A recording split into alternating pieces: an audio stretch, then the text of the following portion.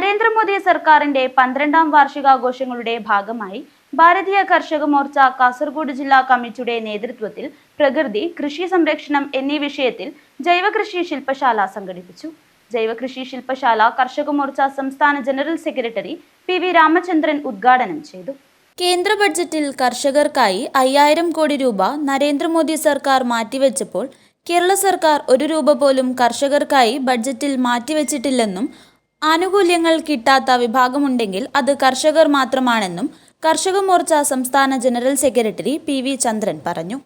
നരേന്ദ്രമോദി സർക്കാരിന്റെ 12ാം വാർഷികാഘോഷങ്ങളുടെ ഭാഗമായി ഭാരതീയ കർഷക മോർച്ച കാസർഗോഡ് ജില്ലാ കമ്മിറ്റിയുടെ നേതൃത്വത്തിൽ പ്രകൃതി, കൃഷി സംരക്ഷണം എന്നീ വിഷയത്തിൽ സംഘടിപ്പിച്ച ജൈവകൃഷി ശില്പശാല ഉദ്ഘാടനം ചെയ്ത് സംസാരിക്കുകയായിരുന്നു അദ്ദേഹം. നമുക്കൊന്ന് പിന്നോട്ടൊന്ന് റിവൈൻഡ് ചെയ്ത് നോക്കേണ്ടതായിട്ടുണ്ട്. 1996 അടൽ ബിഹാരി വാജ്പേയിയുടെ സർക്കാർ അധികാരത്തിൽ വരുന്ന സമയത്ത് ഭക്ഷ്യോൽപ്പന്നങ്ങളുടെ ഇറക്കുമതി നടത്തിക്കൊണ്ടിരുന്ന ഒരു രാജ്യമായിരുന്നു ഭാരതം.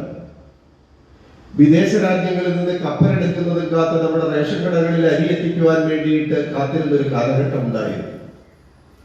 കാർഷിക മേഖലയ്ക്ക് ഊന്നൽ നൽകിക്കൊണ്ട് അടൽ ബിഹാരി വാജ്പേയിയുടെ സർക്കാർ തുടങ്ങിവെച്ച കാർഷിക പുരോഗതിക്ക് വേണ്ടിയിട്ടുള്ള പദ്ധതികൾ ഫലം കണ്ടു.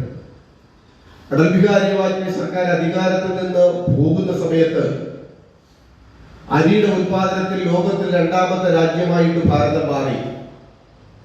ഗോതമ്പിന്റെ കാര്യത്തിലും അതേപോലെ തന്നെ നമ്മൾ 2ാം സ്ഥാനത്തേക്ക് എത്തി.